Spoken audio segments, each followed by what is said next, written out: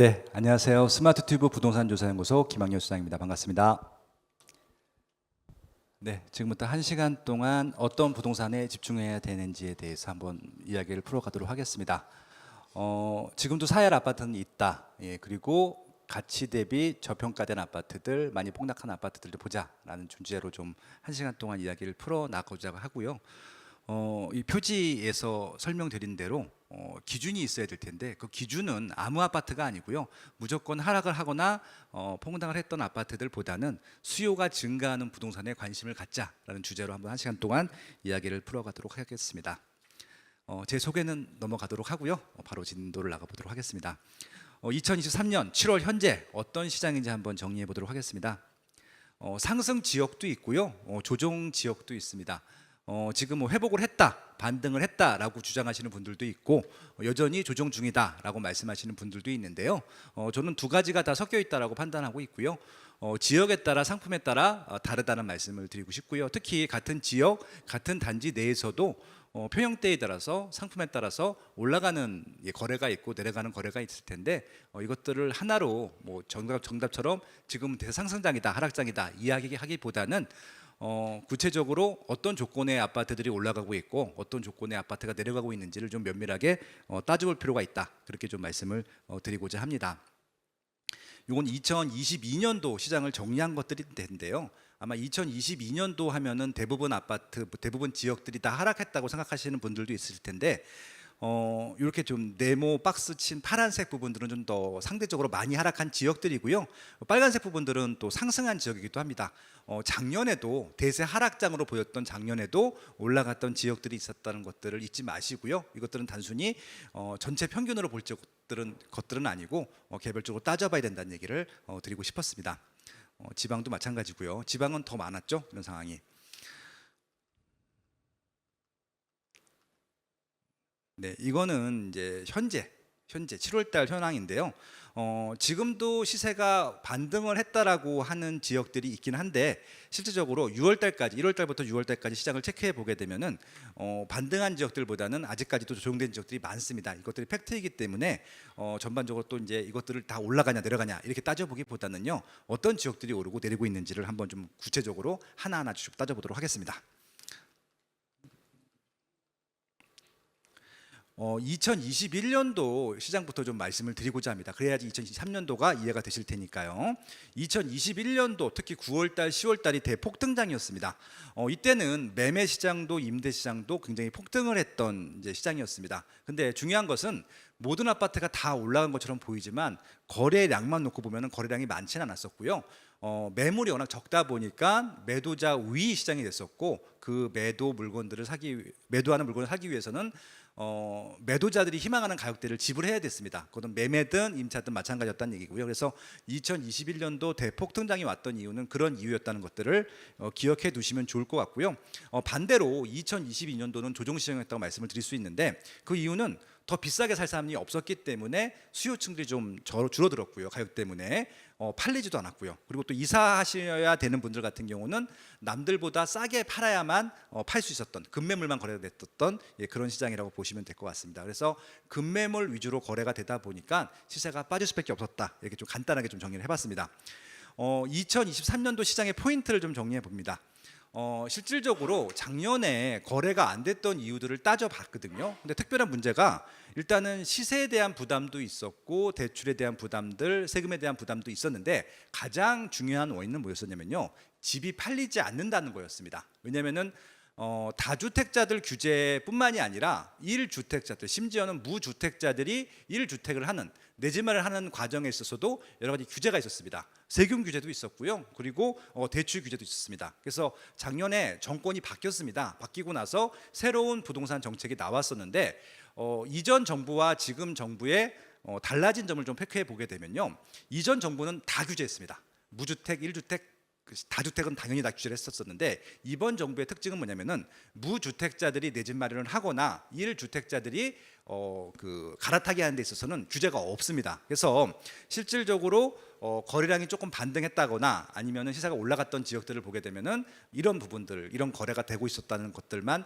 차별적으로 보시면 될 것 같습니다. 하지만 이제 어떤 문제가 있냐면요, 다주택자 규제는 여전히 풀리지 않고 있습니다. 취득세 규제 그대로 있고요, 세금 규제도 그대로 있고요. 그리고 대출도 풀렸다라고는 하지만 아주 원활하지는 않습니다. 그렇기 때문에 아직까지는 다주택자들이 시장에 들어와 있지 않고요. 현재 시장에서는 무주택자들이나 1주택자들 위주로만 거래가 되고 있기 때문에 거래량은 정상 시장 대비 많지는 않다 정도로만 2023년도 시장이 운영이 되고 있다는 것들만 기억해 주시면 좋을 것 같습니다. 수요자들은요, 지금 말씀드린 무주택자, 1주택자, 다주택자가 있을 텐데요. 이 각 액터별로 어떤 것들을 노리고 있는지 한번 정리해 보도록 하겠습니다. 일단 다주택자들은요, 투자해 볼까 고민을 하고 있는데 아직 아파트는 투자할 시기가 아니라고 판단하고 있습니다. 여전히 돈이 많이 들고 있기 때문에 그렇고요. 그리고 또 투자했을 때 실익이 좀 크지 않습니다. 무주택자들은 어찌 보면 지금 가장 우선적으로 매수를 해야 될 좋은 타이밍이 왔다라고 판단을 합니다. 근데 이 무주택자들 성향상 먼저 움직이지는 않습니다. 그래서 현재 좀 솔직히 아무 생각이 없는 편이고요.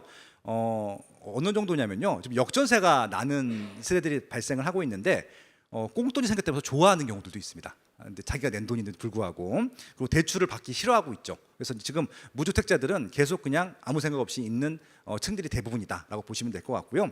그나마 지금 거래가 발생하고 있는 것들이 뭐냐면 1주택자들입니다. 기존 집을 팔고 다른 주택들로 이사를 가는데 실질적으로 이사를 못 갔던 것들은 안 팔리는 부분들 때문에 이사를 못 가고 있었는데, 최근에 와서 20, 30, 40 분들 중에서 내 집 마련을 하시는 분들이 늘어나면서 조금씩 거래가 되고 있는 타이밍입니다.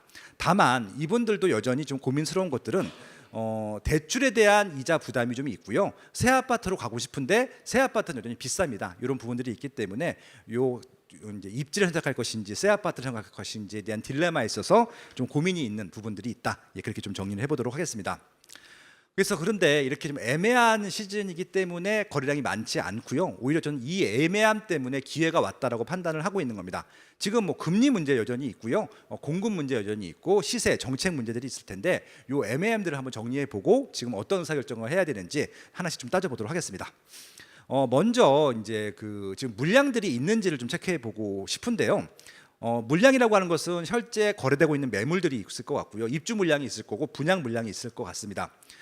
분양 물량은 미래 수요입니다. 지금 상관없죠. 그래서 지금은 저희는 기존에 있는 매물하고 입주 물량들을 체크해 봐야 되는데, 입주 물량이 많게 되면은 당연히 선택의 폭이 커집니다. 그리고 기존 매물들 같은 경우는 가구 수요 부분들과 포함해서 같이 생각할 수 있는 부분들이기 때문에 지금 분양을 많이 한다고 해서 수요가 해소되는 것은 아닙니다. 그래서 지금 입주 물량과 지금 거래되고 있는 매물 물량들, 또 실제 시장에 매물이 존재하는지만 따져보시면 좋을 것 같습니다. 제가 지난 2주 동안에 런던에 갔다 왔습니다. 갔다 왔는데, 그래서 이제 뉴스를 객관적으로 볼 수 있는 시기가 있어서 매일 좀 객관적인 데이터들을 봤어요. 지난 2주 동안에 제가 다른 이제 어떻게 보면은 전문가들이라든지 뉴스에서 평가한 거 말고 데이터 개수로만 봤는데 전세 물량은 줄어들었고요, 매매 물량이 증가했더라고요. 그거 가지고만 말씀을 드려보도록 하겠습니다. 전세 물량이 줄고 매매 물량이 늘었다고 하는 것은 보통 다주택자들이 매매든 전세든 둘 중에 하나로 매물을 내놓을 텐데, 지금 시장에서는 살짝 반등을 한 것들, 그리고 실질적으로 물건이 사줄 사람들이 존재하기 때문에 전세라고 하는 것은 2년 동안 그냥 가져가겠다라고 하는 부분들이거든요. 근데 지금 적극적으로 시세가 올라간다라고 판단하기보다는 이 2년 동안에 버틸 것들을 생각하고 있는 분들이 많다라고 판단을 했습니다. 그분들이 지금 임차로 내놓기보다는 매매로 내놓은 것들을 보게 되면은 확실히 시장에 매수자들이 증가했다라고 판단한 것 같습니다. 그렇게 좀 시장을 좀 이해하시면 될 것 같고요. 그래서 과거를 보면 현재가 보이고 현재를 알면은 이제 미래가 보일 것이다라고 말씀을 드릴 수 있는데, 이 측면에서 한번 이 이야기를 정리해 보도록 하겠습니다. 보통 소비자들, 특히 시장에서 주택을 매수하는 층들 같은 경우는 단순하게 주택을 매수하는 것이 아니라 수요층들을 보고요, 상품력을 보고 가격 경쟁력을 봅니다. 이것들이 합이 맞았을 때 물건들에 대한 이제 어떻게 보면은 매수가 이루어질 텐데요. 그럼 수요가 무엇인지 한번 따져보도록 하겠습니다. 실질적으로 수요라고 하는 것은 소유하는 수요가 있고 거주하는 수요가 있습니다. 이용하는 수요가 있을 텐데, 일단 이용은 제외하고 소유와 거주만 놓고 좀 보도록 하겠습니다. 소유는 자가 거주가, 그러니까 정말 내가 실제 자가를 하기 위해서, 실수요하기 위해서 소유하는 경우도 있고요, 투자용으로 수요하는 경우도 있습니다. 그리고 거주하는 것은 말 그대로 자가 거주가 있고 임차 거주가 있습니다. 이것들을 좀 복합적으로 입체적으로 좀 아셨으면 하는 말씀에서 좀 설명을 드리는 것들인데요.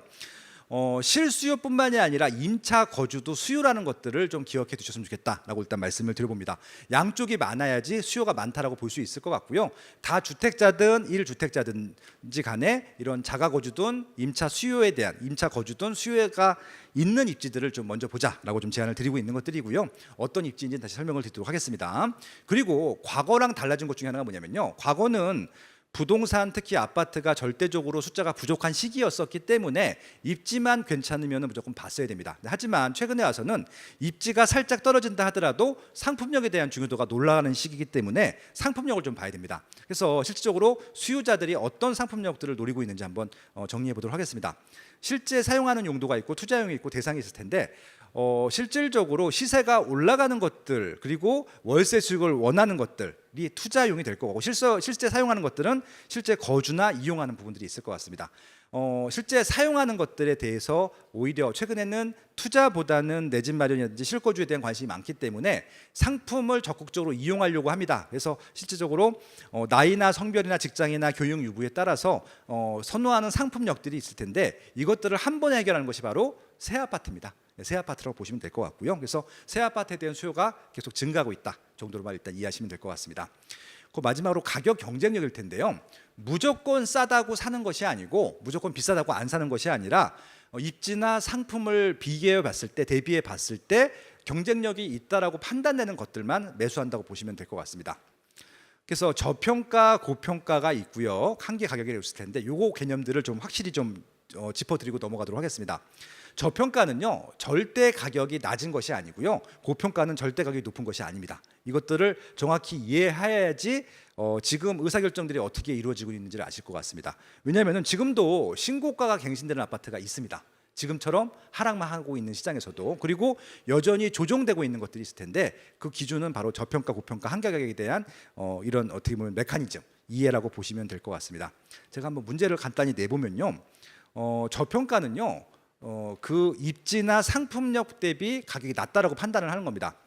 가장 최근에 분양했던 것 중에서 최고가 분양가로 기억하는 것이 2021년도에 분양했던 레미안 원베일리였던 것 같습니다. 평당 5,600만 원에 분양을 했었습니다. 곧 이제 입주를 앞두고 있습니다. 9월 달부터 입주를 앞두고 있을 텐데 그 당시에 평당 5,600만 원이라고 분양가는 말도 안 되게 비싼 분양가라는 평가를 했을 겁니다. 그건 뭐 전문가분들도 마찬가지고 언론에서도 그렇게 얘기했고 심지어 정부에서도 그렇게 평가를 했으니까요. 근데 그 당시 5,600만 원에 분양했던 레미안 원베일리 바로 옆에 어떤 아파트가 있었냐면은 2016년도에 입주했던 1,600세대의 아크로 리버파크라고 하는 아파트가 있습니다. 그러니까 아크로 리버파크는 2016년도에 입주한 1,600세대짜리 아파트고요. 레미안 원베일리는 올해 입주합니다. 2,990세대, 거의 3,000세대죠. 3,000세대짜리 2023년도 입주하는 새 아파트죠. 입지도 레미안 원베일리가 더 뛰어나고요. 상품도 레미안 원베일리가 더 뛰어납니다. 근데 그 당시 시세가 얼마였었냐면은 1억이 넘었었습니다. 레미안 아크로 리버파크가. 그러니까 입지나 상품 경쟁력에서 떨어지는 아크로 리버파크가 평당 1억인데 레미안 원베일리는 5,600에 분양을 하는데도 다 비싸다고 아우성이었습니다. 왜 그랬냐면은 그 당시에 5,600만 원, 그러니까 평당 5천만 원이 넘게 분양한 아파트는 레미안 원베일리밖에 없었기 때문에 그렇습니다. 그럼 이거는 레미안 원베일리는 고평가일까요, 저평가일까요? 그건 저평가거든요. 누가 보더라도 아크로 리버파크보다는 비싼 아파트인데 절반 가격에 분양한다고 하는 것은 저평가잖아요. 그러니까 절대 가격이 중요하지 않다고 하는 것들이죠. 이 개념을 이해하지 못한다고 하면은 앞으로도 어떤 부동산 분석도 하지 못할 거고 어떤 의사결정도 못할 것 같습니다. 절대 가격이 높고 낮음이 중요한 것이 아니라 실질적으로 이 가격이 입지나 상품 가치 대비 높냐 낮냐 가지고 따져보셔야 된다는 말씀을 드려보고 싶은 것들이고요. 반대로 고평가입니다. 이게 유튜브로 불특정 대다수에 나가기 때문에 고평가 부분들은 제가 구체적으로 언급하지는 않겠습니다. 이렇게만 말씀을 드려보도록 하겠습니다. 경기도에 31개 시군구가 있습니다. 그렇죠? 제일 시세가 저렴한 아파트 시세로 따졌을 때 제일 저렴한 시군구가 연천군입니다. 연천군이죠. 연천군의 아파트 평당 시세는 평당 400만 원입니다. 몇 년 전에 1군 브랜드가 이 지역에 평당 1,000만 원 아파트를 분양을 합니다. 1군 브랜드였었고요. 분양이 잘 됐을까요? 안 됐을까요? 그 당시 그 연천구에서 제일 비싼 아파트는 평당 800만 원 아파트였었고요. 평균이 평당 400이라고 하는 것은 평당 100만 원, 평당 200만 원짜리 아파트도 있었다는 얘기입니다. 그 시장에서 평당 1000만 원에 분양을 했더니 당연히 미분양이 났죠. 근데 그 당시 경기도 평균이 평당 1800이었습니다. 경기도 평균보다 거의 절반 가격인 1000만 원에 분양했는데 왜 미분양이 났을까요?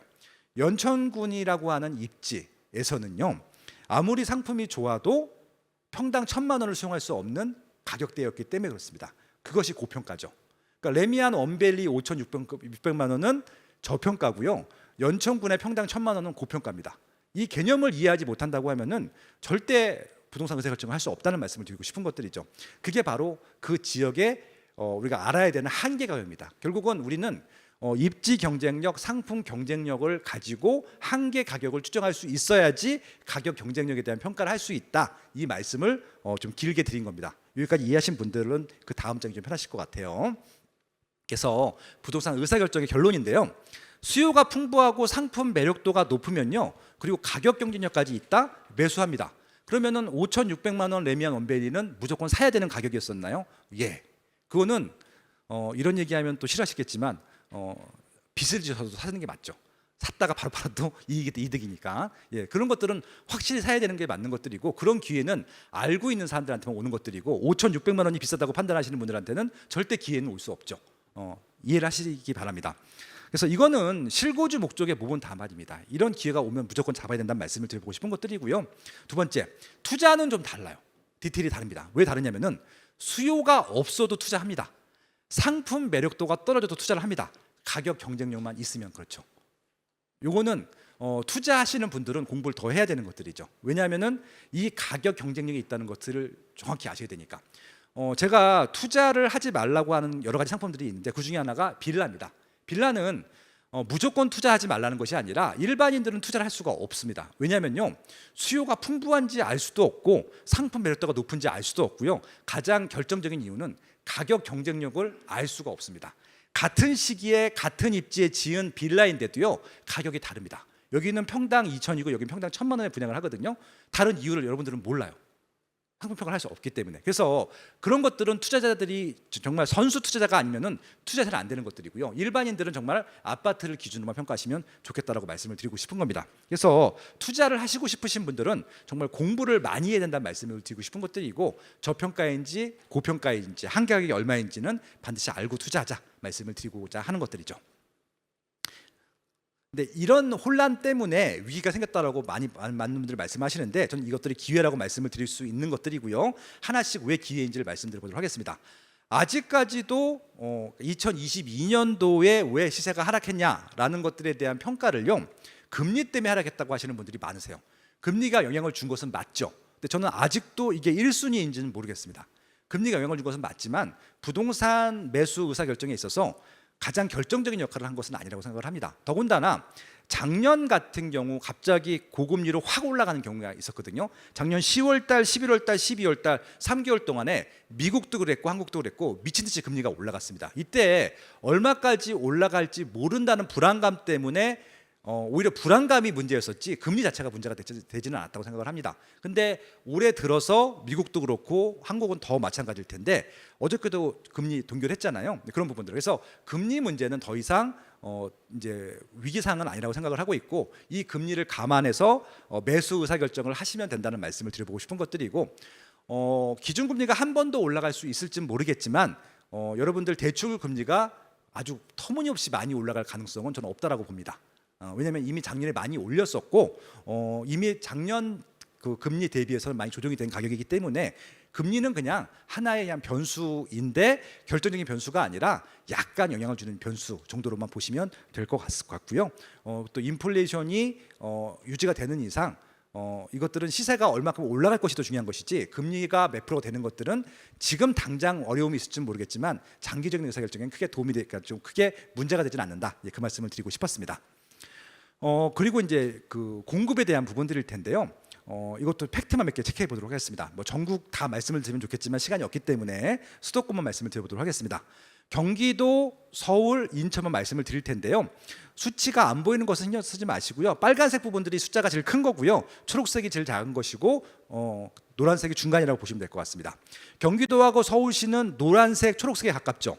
평소 때보다 입주 물량이 적은 거고요. 인천은 입주 물량이 많습니다. 그렇죠. 그래서 문제가 된다고 하면은 공급 물량 때문에 문제가 된다고 하면 인천은 문제가 될 것이고 서울, 경기는 문제가 안 될 거라고 말씀을 드리고 싶은 것들인데, 오늘 뉴스에 재미있는 뉴스가 몇 개 나왔는데 어떤 뉴스가 나왔었냐면은 인천의 미분양이 급속히 줄고 있다는 뉴스가 나왔습니다. 입주 물량이 많은데 왜 미분양이 줄고 있을까요? 서울, 경기, 인천은 같은 생활권이라서 그렇습니다. 서로 주고받는 것들이거든요. 경기도하고 서울의 부족한 물량들을 인천이 채워주고 있다고 보시면 될 것 같고, 인천은 여기에 어떤 경쟁력이 있을까요? 가격 경쟁력도 있습니다. 입지 경쟁력이 좀 떨어지죠. 경기도나 서울에 비해서. 근데 그에 비해서 상품 경쟁력은 똑같죠. 새 아파트이기 때문에 오히려 뛰어났다고 할 수 있을 것 같고요. 그리고 새 아파트인데 불구하고 평당 2천이 안 되는 시세로 공급이 됐습니다. 30평대를 4억대, 5억대 갖고 갈 수 있는 거의 유일한 광역시급이 아닐까 싶습니다. 근데 서울 출퇴근이 가능하잖아요. 그런 부분들을 고려한다고 하면은 인천의 입주 물량이 많은 것들, 특히 올해까지만 많고 내년부터 없거든요. 그래서 인천은 전략적으로 올해 한번 좋은 입지, 좋은 상품이라고 하면은 시세가 심지어는 조정까지 됐다 한번 노려보셔도 괜찮은 결과가 나오지 않을까라는 생각이 들기도 하고요. 경기도, 서울은 제가 굳이 말씀드리지 않겠습니다. 좋은 입지들은 그냥 준비되면 바로 그냥 매수하시면 되는 것들이고요. 그렇게 좀 전략적으로 지역을 나눠서 말씀을 드렸습니다. 거래량이 줄었습니다. 이것들도 하나의 또 위기상으로 말씀을 하시는 분들이 있을 텐데요. 박스권이라고 하는 것이 있는데 그 박스권이 최초로 깨졌었습니다. 그것들 때문에 작년에 제가 살짝 이것들을 어떻게 해석해야 되는지 고민이 많았었는데, 오히려 이것들이 또 기회가 됐다고 생각을 합니다. 거래량이 급감을 했기 때문에 급매물들이 거래가 될 수 있었고, 급매물만 거래되다 보니까 시세가 빠른 속도로 내려왔다는 것들이죠. 그러니까 다른 시기였으면, 박스권 시기에서는 한 2년 정도, 3년 정도 좀 순차적으로 천천히 빠질 것들이 몇 개월 만에 한 번에 빠지는 그런, 좀 어떻게 보면은 대한민국 부동산 역사상 있기 어려운 일이 생겼다고 하는 것들입니다. 실질적으로 이제 1월달, 4월달까지 통계만 놓고 봤을 때요. 지금 2022년도는 모든 지역이 가장 최근 20년 동안 가장 적은 거래량이 나왔었는데 2023년도 되니까 거래량이 회복이 됐습니다. 특히 저 빨간색 부분들, 지금 서울 같은 경우는 거래량이 97% 회복이 됐거든요. 이게 무슨 얘기냐면은 서울은 정상적인 거래가 되고 있다는 것들이고, 서울시 정상적인 거래가 되고 있다는 이유 중에 하나는 뭐냐면은 이 정도 빠졌으면 충분하다라고 수요층들이 판단했다. 그렇게 좀 이해하시면 될 것 같습니다. 그리고 또 회복된 곳이 세종시잖아요. 세종시는 오히려 지금 상승으로 터닝이 됐죠. 지금 세종시는 유일하게 전국 평균, 광역시 평균으로도 평균 시세가 올라가는 지역입니다. 그 이유 중에 하나가 거래량이 회복했다는 것들도 하나의 포인트가 될 것 같고요. 그리고 또 재미있는 지역 중에 하나가 뭐냐면 대구입니다. 대구도 거래량이 꽤 많이 회복이 됐거든요. 대구도 지금 굉장히 많은 미분양 물량이 있고 조정되고 있는데 지금도 거래량이 증가하고 있다는 얘기는 뭘까요? 살 사람들은 산다는 얘기죠. 특히 어디요? 수성구입니다. 수성구가 2달 전까지만 하더라도 미분양이 제일 많은 구였었는데 지금은 미분양이 1000개 이상 줄었습니다. 한 달 만에. 그것은 뭐냐면은 수성구에 있는 새 아파트를 이 정도 시세에 살 수 있는 것을 마지막이라고 생각했던 그런 이유도 있었던 것 같습니다. 그래서 오히려 이런 공급량, 이 미분양 물량 이런 것들은 기회를 줄 수도 있다는 말씀도 드려보고 싶었습니다. 다시 한번 좀 정리해 보겠습니다. 지금 조정 중인지 한번 따져볼 텐데, 실제 조정 중인 것도 있고 금매물만 거래되는 것은 분리하자라는 말씀을 다시 한번 드리고자 합니다. 이것은 이제 시세 그래프입니다. 왼쪽에 있는 것은 서울 포함 평균 시세를 지난 5년 동안 체크한 것이고요. 서울이 워낙 높기 때문에 밑에 지역들이 안 보여서 오른쪽은 서울을 제외한 다음에 한번 체크를 해봤습니다. 5년 동안에 거의 안 오른 지역들이 없죠. 많이 올랐고요. 최근에 와서 좀 조정이 됐습니다. 2020년도 조정이 됐었는데, 이 그래프에서 시세가 조정이 됐다 올라갔다를 보여드리고 싶은 것이 아니라 지난 5년 동안에 어떤 일이 있었냐면요, 우리가 알게 모르는 시간에 17개 지역의 격차들이 벌어지고 있는 게 보이십니까? 2018년도엔 거의 붙어 있었잖아요. 서울 재원도 거의 붙어 있었는데 2023년도 4월달, 5월달이 되니까 벌어졌어요. 결국은 더 비싸지고 수요가 많아지는 지역들은 조정이 된다 하더라도 밑에 지역과 격차를 벌이면서 계속 우상향하고 있다는 것들을 말씀드리고 싶었던 것들입니다.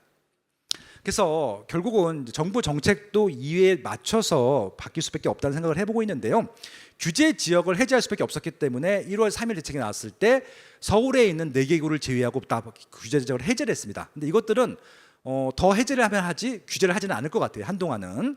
그리고 재건축 속도를 정상화할 수밖에 없죠. 그 이유 중에 하나가 도심은 신도시가 아니기 때문에 정비 사업 뺏기 공급할 수 있는 방법들이 없습니다. 서울 같은 경우는 특히 그렇죠. 그래서 재건축 속도를 되도록 빨리 할 겁니다. 신속통합 기획에 나왔던 이유도 그런 이유가 있었던 것들이죠. 그리고 실질적으로 서울에 많은 일자리로 출퇴근을 시켜야 되기 때문에 광역교통망에 굉장히 신경을 많이 쓰고 있습니다. 아시겠지만 계속 교통망 계획들이 발표되고 있습니다. 그리고 미분양 관리 지역이 또 하나의 포인트죠. 그 이유 중에 하나는 지방은 지금 미분양이 가장 큰 문제입니다. 그래서 실질적으로 지방 문제들, 특히 내년 4월 총선 전에 지방 미분양들에 대한 해소 전략이 나올 거로 예상이 되고 있는데, 지방은 또 그런 부분들도 하나의 또 관전 포인트가 될 것으로 보입니다. 그래서 앞으로 이 4개 포인트들은 꼭 머리에 염두에 두시고 시장의 발전, 전개 방향들을 살펴보시면 좋을 것 같습니다. 일단 규제 지역과 비규제 지역이 있을 텐데, 규제를 하고 안 하고의 문제가 아니라 이건 다주택자들, 투자자들만 신경 써야 될 부분들인 것 같고요. 1주택자들이나 무주택자들 같은 경우는요, 규제를 하든 안 하든 상관없습니다. 왜 그럴까요? 규제를 한다는 것은 뭘까요?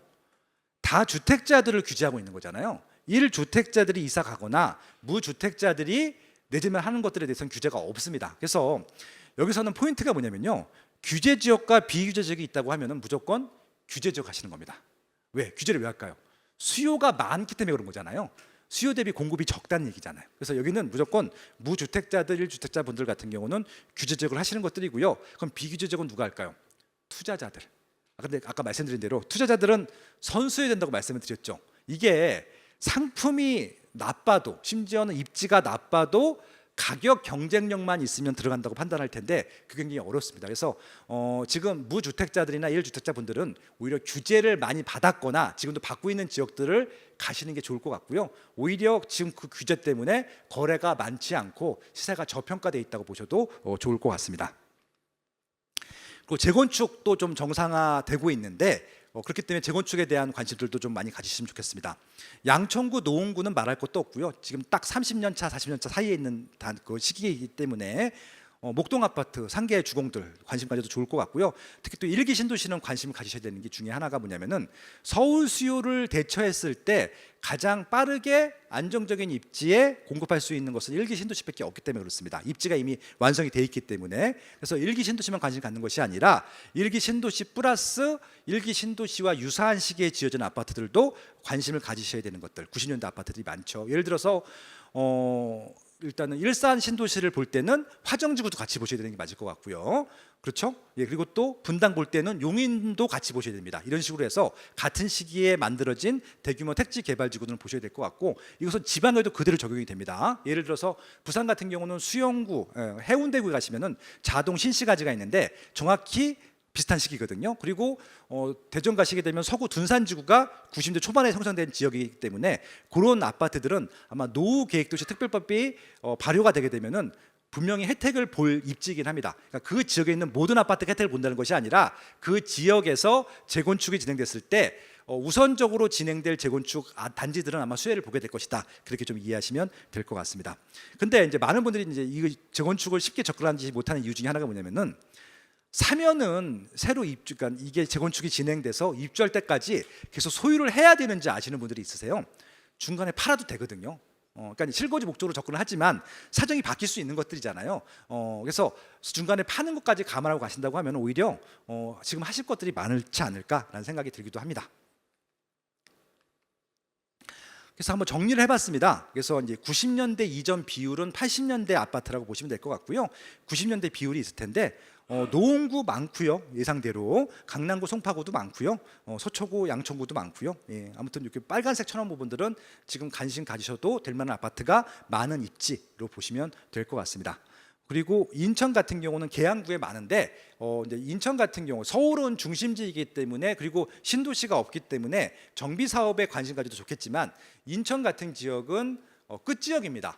중심지가 아니기 때문에. 그리고 계양 신도시 같은 경우는 계양구 같은 경우는 계양 신도시가 또 개발될 예정이기 때문에 정비 사업과 신도시가 맞부딪히게 됐을 때 수요를 뺏길 입지가 있습니다. 그런 지역들은 좀 조심하실 필요가 있는 것들이죠. 서울은 정비 사업 무조건 콜인데 인천은 신도시가 많다라고 했을 때는 신도시 물량들도 체크해 보셔야 된다. 무조건 정비 사업이라고 가는 것이 아니다. 그렇게 좀 말씀을 드릴 수 있는 부분들이고요. 경기도에서도 이제 고양시 주로 1기 신도시, 뭐 성남시 같은 경우 분당이 될 거고요. 부천, 뭐 이런 안양, 뭐 이런 지역들을 좀 관심 가지실 필요가 있을 것 같은데 아까 마찬가지로 인천과 마찬가지입니다.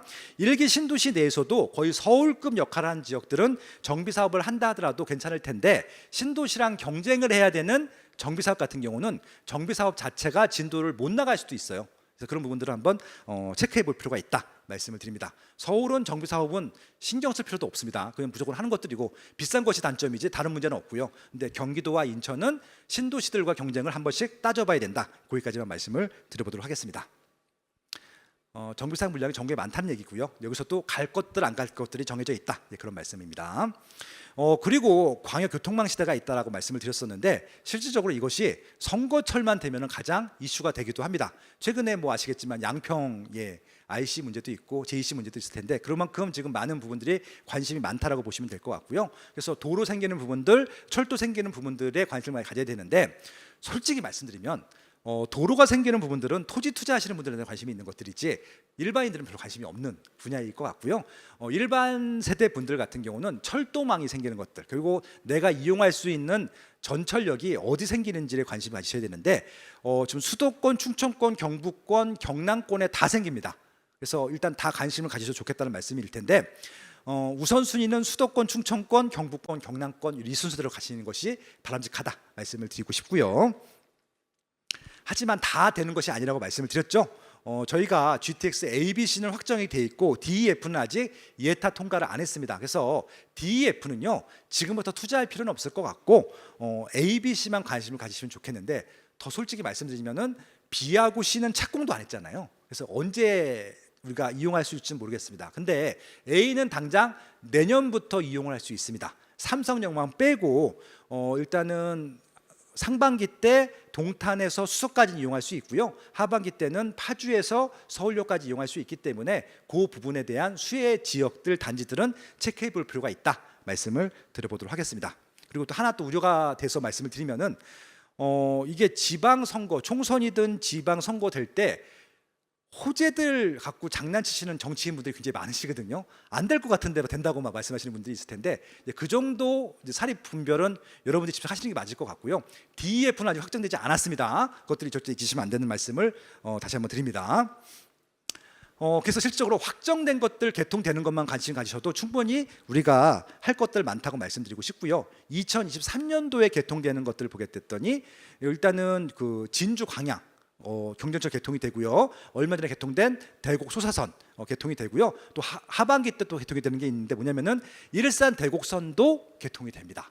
이게 무슨 얘기냐면은 일산에서 이 전철을 서해선을 타게 되면은 서해선을 타고 이쪽 김포공항이라든지 남부지방까지 갈 수 있다는 말씀을 좀 드려보고 싶은 것들이죠. 그리고 이제 그 외의 선들이 있는데 2023년도에 개통되는 노선들보다는 2024년도에 개통되는 노선들을 좀 관심을 갖자라고 먼저 좀 제안을 하고 싶습니다.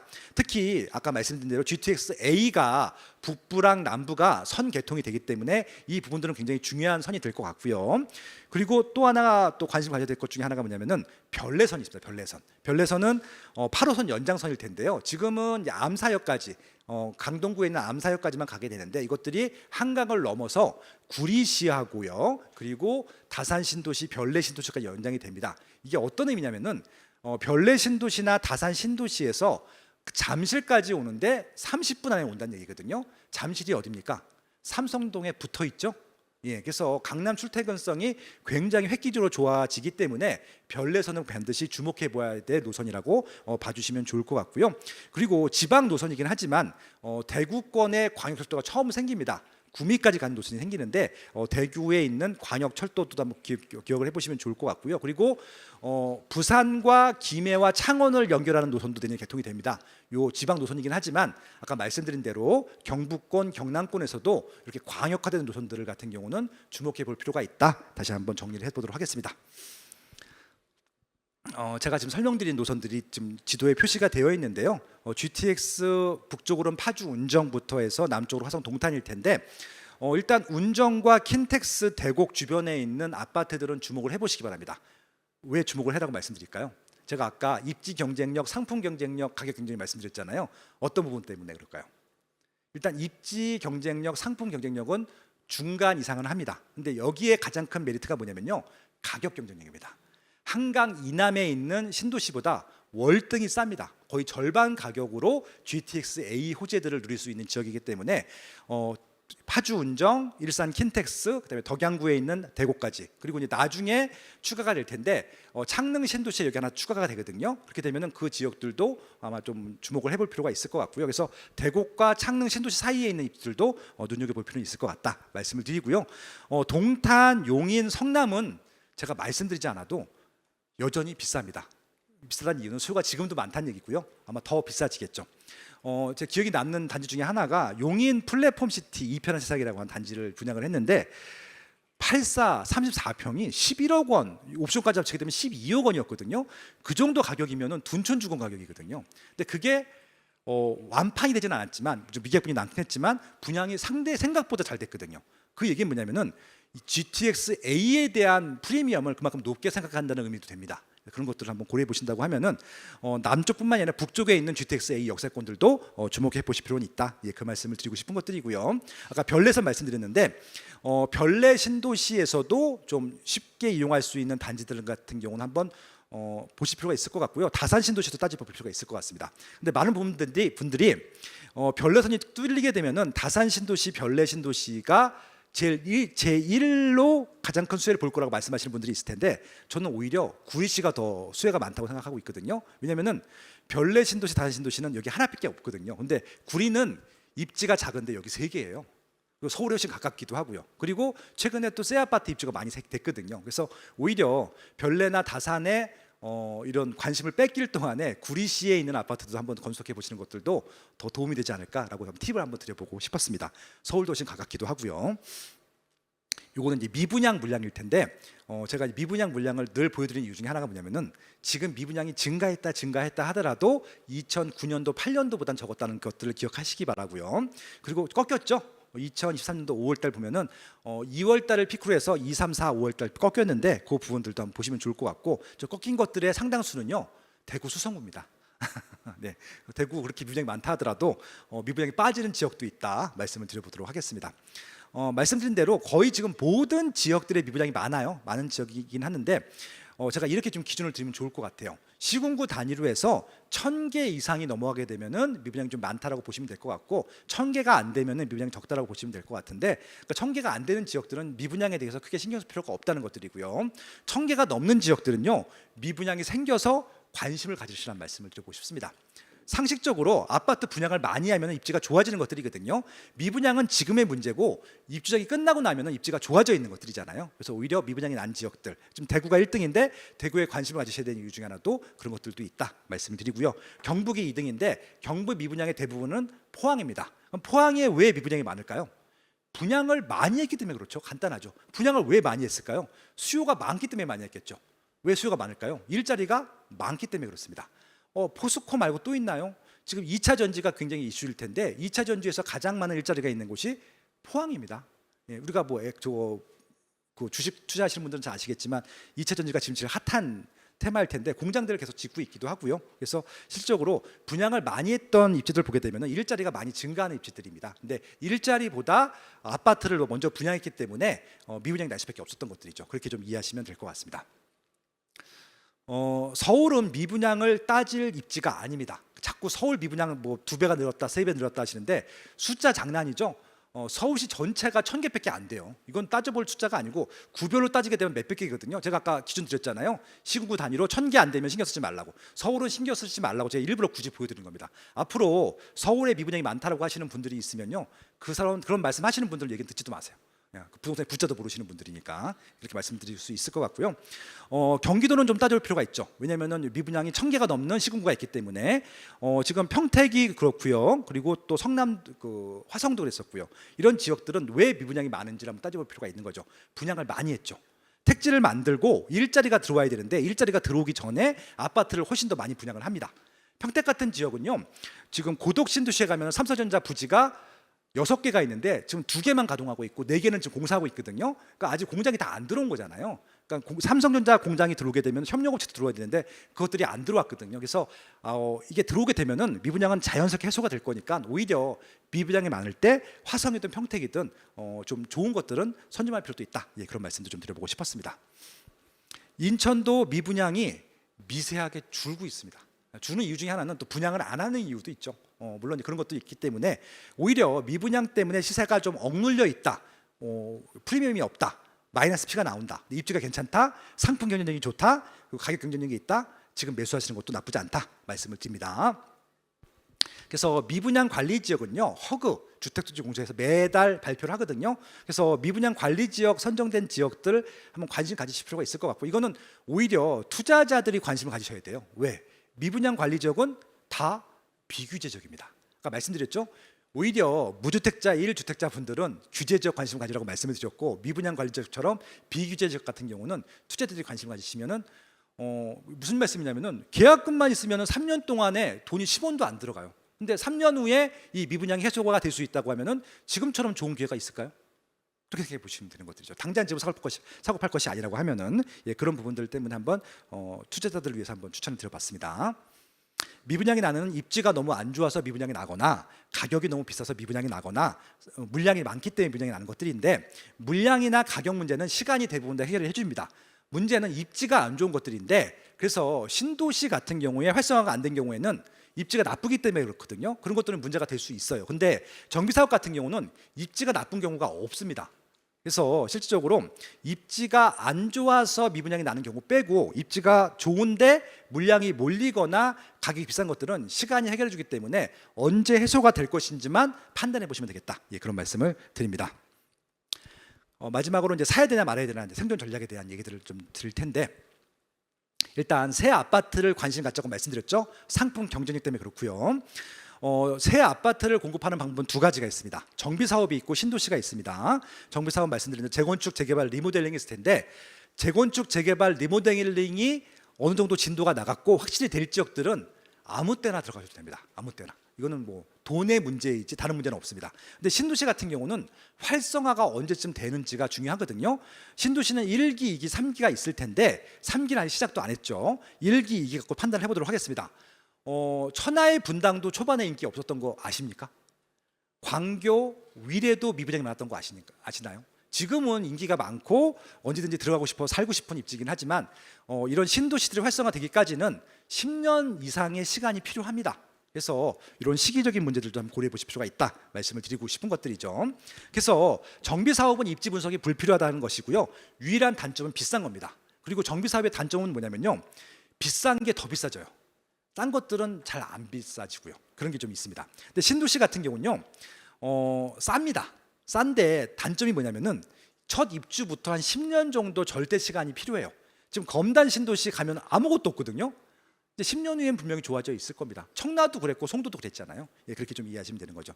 그래서 이건 2가지 전략이 나올 텐데, 정비 사업은 그냥 돈이 있으면 가시는 것들이고 돈이 있으면 더 좋은 거 하시면 돼요. 근데 신도시 같은 경우는 이게 전략적으로 좋은 게 뭐냐면은 초반에 들어가면요, 제일 좋은 입지를 제일 싸게 살 수 있습니다. 예, 거의 평준화가 되어 있기 때문에 그렇고요. 나중에 신도시들이 입지가 벌어지거든요. 예, 그래서 오히려 돈이 좀 부족하신 분들, 특히 2030 분들 같은 경우는 신도시 초기에 들어가는 것들도 하나의 전략이 될 수 있다. 예, 그런 좀 제안도 드립니다. 그래서 경제력이 있으면 정비 사업 하시는 것들이고, 신도시는 시간이 가장 큰 무기인 세대들이 따져보면 좋겠다 말씀을 드려보도록 하겠습니다. 그럼 어떤 아파트를 소유해야 되는지, 입지, 상품, 가격 말씀을 드렸고요. 기존 도심 신도시 전략 말씀드렸고요. 재건축, 재개발, 리모델링까지 말씀을 드렸습니다. 그래서 실거주 목적이면은 일단 현재 가치만 따져도 충분하다고 말씀드리는 것들이고, 투자 목적이 강하다고 하면은 미래 가치를 더 따져보자라는 말씀을 드리고 싶은 겁니다. 그래서 현대 가치는 뭐냐면은 교통이 편리하다, 일자리가 풍부하다, 이런 얘기들이고요. 교육 환경 양호하고 상업 시설이나 환경 쾌적성이 있는 입지들을 보시면 되는 것들이고요. 미래 가치에 더 큰 가중치를 준다고 하시면은 일자리라든지 일자리와 연결된 교통망이라든지 새 아파트가 될 것들을 지금은 아니지만 확정이 되어 있는 것들을 보시게 되면은 지금 가장 저렴한 비용으로 이것들을 선점할 수 있다. 예, 그런 말씀을 드리는 겁니다. 그래서 정부가 가장 많이 신경을 쓰고 있는 것이 어떤 것들인지 한번 주목을 해보도록 하겠습니다. 기본적으로 정부는 일자리에 관심이 가장 많습니다. 그래서 일자리가 어디 생기는지를 좀 관심 있게 보시자라는 제안을 드리고 싶은데요.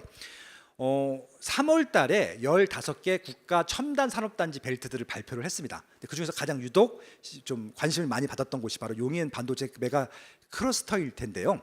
여기에 관심을 가졌던 이유가 뭘까요? 15개 중에서 가장 확실한 자금력이 있었거든요. 그러니까 보통 지자체들 돈이 들어가야 되는데 여기는 지자체 돈이 들어가긴 하지만 정부의 돈이 들어가긴 하지만 그것보다 개별 기업의 돈이 더 많이 들어가는 투자가 일단 투자금이 확보가 돼 있었다는 그런 장점들이 있었죠. 총 투입 금액이 400조인데 300조를 삼성전자가 투입하기로 했거든요. 그럼 일단은 더 가시화될 가능성이 높은 것들이죠. 그래서 먼저 많은 사람들이 관심을 갖기 시작했고 거기다가 여러 가지 또 호재들이 겹쳐 있잖아요. 교통 호재, 새 아파트 호재가 있다 보니까 용인 반도체 메가클러스터가 굉장히 큰 관심을 갖게 되었다라고 보시면 될 것 같습니다. 근데 용인만 볼 것이 아니라 기존의 반도체 클러스터가 어디 있는지를 보셔야 되는 게 맞을 것 같아요. 반도체 클러스터의 가장 상단이 어디죠? 네, 상단은 서울입니다. 솔직히 말씀드리면. 근데 서울은 그거 말고도 워낙 일자리가 많기 때문에 논외로 하고 경기도에서는 가장 상단은 판교입니다. 판교에서 헥테스 기업이라고 해서 반도체 설계라는 기업들이 있잖아요. 판교에 다 있거든요. 거기서 시작을 하는 것들이고 실적으로 거기서 판교에서 설계를 하게 되면은 용인이라든지 화성, 평택에서 만듭니다. 그리고 이천에서 만들죠. 그렇게 보시면 될 것 같고요. 그리고 남쪽으로는 평택이 끝이 아니라 여기 나오진 않았지만 천안 아산이 끝입니다. 포장을 천안 아산에서 하거든요. 그럼 결국은 북쪽에서 판교고요. 남쪽에서 천안 아산까지 그러면 이게 하나의 패키지이기 때문에 판교부터 천안 아산까지는 웬만한 좋은 입지, 교통망 좋고 일자리 확실한 곳은 지금도 기회라고 생각을 합니다. 이 지역의 맹점은 뭐냐면 지금 아파트를 뎁다 많이 분양을 했습니다. 지금 충청남도에서 가장 미분양이 많은 지역이 아산과 천안일 텐데 많이 분양한 이유가 뭐였을까요? 이것 때문에 그렇습니다. 일자리가 생겨나고 있긴 있는데 아직 일자리가 생겨나기 전에 아파트를 더 먼저 지은 것들이죠. 아산 탕정에 가시면 지금도 계속 택지를 만들고 있거든요. 가보시면 아실 것들이기 때문에 부동산을 꼭 현장 가서서 여기 왜 아파트를 만들지 한번 생각을 해보시면 주변에 어김없이 공장을 같이 짓고 있는 것들, 도로를 같이 만들고 있는 것이 보일 겁니다. 그렇게 좀 이해하시게 되면은 지금 평택이라든지 천안 아산의 미분양들이 그렇게 위기로 보이는 것이 아니라 기회로 보일 수 있다는 것들을 다시 한번 따져볼 필요가 있을 텐데 용인 반도체 메가 클러스터만 보시는 것이 아니라 판교부터 천안 아산까지 다 보실 필요가 있다는 말씀을 드리고 있는 겁니다. 경기도일 텐데 경기도에 여러 가지 좋은 지역들이 많죠. 일단 기본적으로 가장 인구가 많은 지역들 순서로 좀 나열을 해보게 되면은 수원이 제일 많고요. 고양, 용인, 화성이 제일 많습니다. 일단 인구가 많은 지역들은 수요가 많다라고 봐도 됩니다. 그래서 이 지역 내에 좋은 입지들은 만약에 지난 작년에 시세가 많이 빠졌다라고 했을 때는 지금 한번 관심 갖는 것들도 추천해 볼 필요가 있을 것 같고요. 이건 현재 가치로 따지는 겁니다. 근데 미래 가치로 따진다고 하면은 여기 지금 밑에 평택이라든지 화성이라든지 양주를 좀 주목해 보시기 바라요. 왜 그럴까요? 인구가 증가합니다. 인구 증가 1위가 양주죠. 2위가 화성이죠. 3등이 평택이거든요. 이런 부분들을 좀 눈여겨보시면 좋겠다라고 좀 말씀을 드릴 수 있는 것들인데 특히 화성 같은 경우는요. 지금 저게 바뀌었어요. 89만이 아니라 93만 됐습니다. 그러니까 인구가 증가하고 있는 게 눈에 보이죠. 그러니까 화성이 지금 인구가 얼마큼 많냐면요. 성남보다 많아요. 역전했습니다. 절대량으로. 성남은 구가 3개가 있죠. 중원구, 수정구, 분당구가 있는데 구가 3개 있는 성남보다 화성시 인구가 더 많다고요. 그래서 아마 화성시는 아마 분구가 될 것으로 예상이 되고요. 그래서 화성이라든지 평택이라든지 양주의 인구 증가율도 눈여겨보시면 좋겠다 말씀을 드립니다. 그리고 이것도 참고적으로 좀 알고 계시면 좋을 것 같은데요. 서울이 그 면적으로 따지게 되면 600만 제곱킬로미터 정도 되거든요. 서울과 유사한 규모가 화성하고 용인시 사이 정도 됩니다. 무슨 말씀이에요? 화성시가 구가 하나도 없잖아요. 근데 화성이 서울보다 커요. 서울은 구가 25개가 있죠. 그런 부분들도 한번 따져보시면 재밌을 것 같아요. 그래서 이제 마지막 부분일 텐데요. 일자리가 급증가하고 있는 지역들을 눈여겨보자라는 말씀을 드리고 싶은 것들이고 다행히 이 지역에 새 아파트들을 많이 공급을 했고 앞으로도 꾸준히 공급을 할 텐데 만약에 단기간 공급 물량이 몰려서 미분양이 나잖아요. 그게 오히려 기회가 될 수 있다는 말씀을 좀 드려보고 싶은 것들입니다. 과천의 일자리가 증가하고 있나요? 과천은 정부청사밖에 없는 거 아닌가요? 예, 정부청사가 한 4,800명 정도 근무를 하고 있고요. 최근에 지정타가 아마 올해부터 입주를 할 텐데 지정타가 아파트 이름이 아니라 지식정보타운이잖아요. 일자리예요, 일자리. 일자리입니다. 그래서 지금 정부청사 인원만큼의 일자리가 생깁니다. 과천시는 인구가 몇 명 안 되기 때문에 몇천 명만 증가해도 일자리가 굉장히 크게 많이 증가하는 것들일 텐데 과천시는 그 이유만으로 지금 일자리 숫자가 2배로 증가합니다. 예, 그것만으로도 관심 가지셔야 될 것 같고요. 그리고 입지 자체가 서초구에 붙어 있기 때문에 그냥 강남이라고 보시면 될 것 같고요. 성남은 판교 테크노밸리가 있는데 판교 테크노밸리 1에서만 7만 8천 명이 근무를 하고 있습니다. 2와 3을 지금 개발하고 있고요.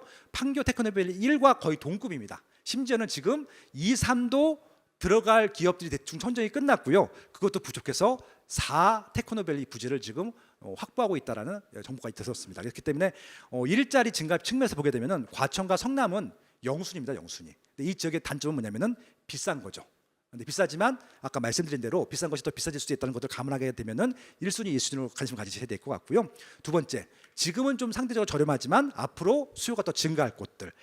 절대적인 인구 증가율에 있어서 압도적인 1위인 화성, 그리고 일자리 증가율 1위인 평택들도 눈여겨보실 필요가 있다 말씀을 드려보도록 하겠습니다.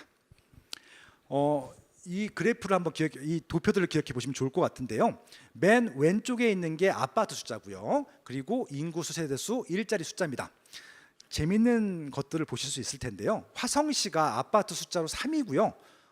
인구수로 5위고요. 일자리 숫자로는 1등입니다. 일자리 숫자가 1등인데 그것도 압도적인 1등인데요. 저 인구가 일자리 인구가 최소한 1.5배에서 2배 정도 증가할 예정이거든요. 그럼 화성시 인구는 앞으로 몇만 명이 될까요? 지금 이제 90만 명 됐거든요. 저는 150만 명 넘어갈 거라고 생각을 합니다. 화성시 인구는. 그래서 아직까지도 화성시는 반 정도밖에 안 왔다. 그렇게 좀 보시면 될 것 같고요. 화성시급은 아니지만 거의 준한급이 바로 평택일 텐데 평택에 주목해 보는 부분들도 일자리입니다. 일자리. 근데 평택은 왜 관심을 가지셔야 되냐면은 시세가 아직도 경기도에서는 하위권이거든요. 최소한 상위권 정도까지 가지 못한다 하더라도 중위권으로 올라올 만한 충분한 잠재 능력이 있다고 보기 때문에 가격 경쟁력인 측면에서 한번 관심을 가질 필요는 있다. 예, 그렇게 좀 말씀을 드려보도록 하겠습니다. 그리고 저 1번부터 16등까지 있는 상위 지역들 있잖아요. 1기 신도시대를 하고 과천일 텐데 여기는 원래 입지가 좋은 입지입니다. 그러니까 저희 입지들은요 기회가 될 때마다 들어가시면 될 것 같고요. 되도록 상급 입지로 가는 노력들을 하실 필요가 있는 그런 입지라고 보시면 될 것 같습니다. 네, 다 말씀드렸고요. 마지막입니다.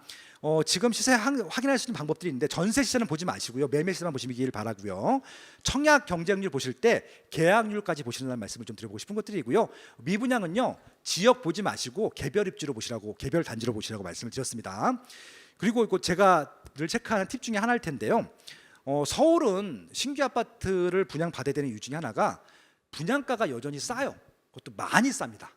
예, 가격 경쟁이 높다는 얘기고요. 제주도도 여전히 싼 편이고요. 그리고 세종시도 쌉니다. 세종시에 미분양이 없는 이유는 가격이 싸기 때문에 그렇습니다. 그런 부분들이 있습니다. 경기도도 저렴한 편이긴 한데 경기도는 지역에 따라서 좀 따져볼 필요가 있다는 말씀을 좀 드려보고 싶은 겁니다. 예, 다 말씀드렸고요. 제가 오늘 알려드린 1시간 동안 알려드린 이 팁 가지고 한번 정리를 해보시면 좋을 것 같고요. 좋은 부동산은 단기간 샀다 팔았다는 것이 아니라 보유만 했을 때 시간이 여러분들 자산을 올려줄 수 있는 부동산을 매수하시기 바란다라는 말씀을 드리면서 오늘 준비한 강의를 마무리하도록 하겠습니다. 도움 되셨나요? 네, 여기까지 하겠습니다. 고맙습니다. 네, 감사합니다. 1시간 동안을 아주 꽉 채워서 좋은 강연을 해주셨는데요. 저희가 질의응답 시간이 준비가 돼 있어서요. 대표님 잠시 무대 위로 자리해 주시면 저희가 들어온 질문들 좀 드려보도록 할게요. 이 코로나 때 첫 번째 질문으로 들어온 게 공사자재들 인상이 되면서 이 시기에 좀 준공된 아파트들이나 건축물들 좀 부실공사 우려 소리가 요새 뉴스를 통해서 좀 많이 나오고 있는 것 같아요. 그래서 이 시기에 준공된 아파트 투자 어떻게 생각하는지 이런 모든 영향들을 고려했을 때 어떻게 보시는지 질문을 해주셨습니다. 네. 네. 네, 이게 제가 뭐 건축 전문가는 아니기 때문에 정확히 건축물의 안전도에 대해서 말씀드릴 수는 없을 것 같고요. 근데 유사한 일들이 있었어요. 그 1기 신도시가 거의 이제 그 단기간 집중돼서 공급됐던 것이 90년대 초반이었었거든요. 그때 건축물들 자재가 부족하다 보니까 아마 지금도 아마 그런 논란들이 있을 텐데, 그래서 막 그 바다에 있는 모래를 써가지고 그 물로 씻지 않은 상태에서 썼다. 그래서 막 철근이 쉽게 부식이 된다, 이런 얘기들도 많았었거든요. 네, 사실 네. 몇 개 단지에서는 사실이었던 것들이 확인되었었고요. 그래서 이런 시기에 이런 문제점들 같은 경우는 지금 처음 발생한 것이 아니라 늘 있었거든요. 그래서 이게 그 제가 안전도에 대해서는 장담할 수 없지만 부동산은 첫째도 입지, 둘째도 입지, 셋째도 입지라고 생각합니다. 그래서 만약에 상품 경쟁력이 살짝 떨어지는 것들을 감안해서 했을 때 가격 경쟁력이 있다고 하면은 입지만 좋다고 하면은 저는 상관없다고 생각하고 있고요. 오히려 그런 불안함 때문에 사람들이 포기하거나 오히려 기회가 왔는데 기회가 아니라고 판단하시는 분들이 있을 것 같거든요. 오히려 저는 이 기회를 활용해서 좀 더 저렴하게 그것들을 매수할 수 있다고 하면 오히려 매수할 기회가 아닐까, 그렇게 좀 말씀을 드리고 싶네요. 네. 알겠습니다. 자, 다음 질문입니다. 이 부동산 호황기 때 크게 올랐던 경기 지역 아파트들의 가격이 여전히 많이 떨어진 상태인데 부동산 사이클이 다시 호황기로 돌아서면 이런 아파트들은 이전 고점까지 회복이 될 수 있을지, 너무 많은 뭐 지역이겠지만 전반적인 평을 좀 듣고 싶어요, 대표님. 그러니까 아까 말씀드린 대로 이거 전체 평균으로 뚱쳐서 얘기하는 전문가들 얘기는 듣지 마세요. 예, 그러니까 다 개별 입지, 개별 상품으로 봐야 될 것 같고요. 이전 고점을 돌파하는지에 대해서는요, 그럴 만한 상품이고 그런 수요가 있다고 해서 판단되는 것들은요, 이전 고점은 아무 의미 없습니다. 고점 치고 빠졌잖아요. 무조건 고점 넘어갑니다. 우상향 하기 때문에 그렇고요. 계속 그랬었어요. 올라갔다 내려갔다를 반복을 합니다. 지금 쭉 올라가기만 한 것처럼 보이겠지만 전체 그래프를 짧게 놓고 보니까 그렇게 보이는 것들이지, 이게 일자별로 쪼개보고 하다못해 월자로 쪼개보게 되면 올라갔다 내려갔다 해서 반복을 합니다. 그래서 우리가 지금 집을 사지만 당장 팔 것이 아니라고 하면은 통상적으로 한 10년 정도 후에 집을 파는 것이 평균이기 때문에 지금 산 가격보다 10년 후에 가격이 올라갈 수 있는 단지들은 지금도 많다는 말씀을 드리고 싶은 것들이고, 제가 아까 살짝 언급드렸던 뭐 과천에 있는 아파트들 중에서는 10년 후에 지금 가격보다 내려갈 아파트는 단 하나도 없다고 생각하고 있고요. 뭐 분당도 마찬가지고 저는 일산도 마찬가지라고 생각을 하고 있거든요. 그래서 단기간 뭐 흔들리는 것들, 뭐 좀 그게 길어봤자 2, 4년밖에 안 될 텐데 그것들 때문에 집을 못 산다고 하면은 앞으로도 집 살 기회는 없다고 생각하고 있고요.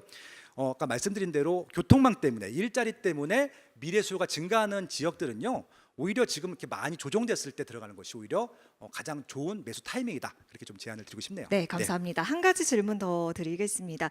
앞서 뭐 경기도권 양주나 이렇게 말씀을 해주셨는데 동두천에 대해서도 얘기가 들어왔거든요. 그 GTX 말씀해 주시면서 그 표 쫙 보여주셨는데 빨간 박스가 안 쳐져 있었거든요. 조금 상세히 설명을 부탁드리겠습니다. 동두천이라고 하는 부지는 이게 아주 큰 도시는 아니에요. 그러니까 이제 그 동두천 내에서도 어떤 단지인지를 따져 보셔야 되겠지만, 기본적으로 동두천은 자체적으로 수요가 증가하는 지역은 아닙니다. 그건 분명하고요. 일자리가 없기 때문에 그렇고요. 동두천은 어떤 역할을 하고 있냐면요, 서울과 의정부의 보조적인 역할을 하고 있다고 보시면 될 것 같아요. 그래서 수요는 많은데 공급이 적을 때 동두천은 가격이 올라가는 것들이고요. 동두천이 가격이 올라갔기 때문에 의정부나 서울 가격이 올라가지 않는다는 얘기입니다. 그래서 동두천 자체만으로는 보실 필요는 없을 것 같고, 무조건 사놓고 올라갈 때까지 기다린다, 이런 전략보다는요, 의정부를 싸고 있는 양주나 의정부나 남양주나 서울에 있는 가격대를 보시면서 동두천은 요 지역들의 보조 역할을 한다는 측면으로 접근하시면 좋을 것 같다, 말씀을 드리고 싶은 것들입니다. 그래서 동두천이 싼 이유는요, 싸기 때문에 싼 거거든요. 수요가 없다는 얘기입니다. 그렇기 때문에 아까 말씀드린 또 주변 지역에서 차고 넘쳐서 그 수요가 동두천 넘어오는 것들이 보인다고 하면은 그때 들어가는 것들이고요. 지금 오히려 빠져나가고 있잖아요. 왜냐하면 이제 의정부도 가격이 많이 조정되고 있고 남양도 조정되고 있는 시기이기 때문에 지금 동두천을 지금 주목해야 될 시기는 아니라고 판단이 되거든요. 그래서 이것은 동두천 그 자체 한정을 보는 것이 아니라 주변 지역과의 수요 이동 관계를 보시면서 판단하자, 그렇게 좀 제안을 드리고 싶습니다. 제가 마지막 질문을 드려야 될 것 같습니다.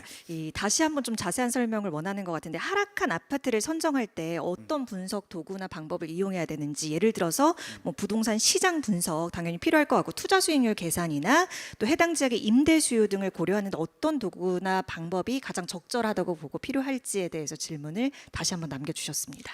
아까 말씀드린 대로 제가 수요 보자고 말씀드렸고, 상품 경쟁력 보자고 말씀드렸고, 이제 가격 경쟁력을 보라고 말씀드렸잖아요. 특히 아파트라고 하는 상품은 좋은 이유 중에 하나가 시세가 다 노출이 돼 있습니다. 실거래가가 나와 있기 때문에 그렇고요. 그래서 저는 뭐 신규 아파트 같은 경우는 볼 필요도 없고요. 그냥 그 자체가 입지 상품 가격 경쟁력이 있는 것들이기 때문에, 기존 아파트들을 매수할 때 어떻게 보시면 되냐면요, 시계열 그래프를 딱 그려보는 겁니다. 실거래가가 있기 때문에 중간에 뭐 오르고 내리고 반복한다고 말씀을 드렸는데 최소한 5년 정도 봤을 때 10년 정도 봤을 때 우상향하는 그래프라고 하실 때는 충분히 매력도가 있는 수요가 있는 아파트라고 판단해 보셔도 충분하거든요. 그렇기 때문에 단기간 그 시점에서 판단하게 되면 답이 절대 나오지 않고요. 한 5년 10년 정도의 그런 그래프 추이라든지 시세만 보신다 하더라도 충분히 수요가 있고 경쟁력이 있다는 것들은 판단이 가능하기 때문에 좀 시야를 길게 보시라라고 좀 제안을 드리고 싶습니다. 네, 감사합니다. 거의 1시간여의 강연과 함께 이 답변까지 오늘 김학년 대표님 여기서 인사드리도록 하겠습니다. 감사합니다. 네, 고맙습니다.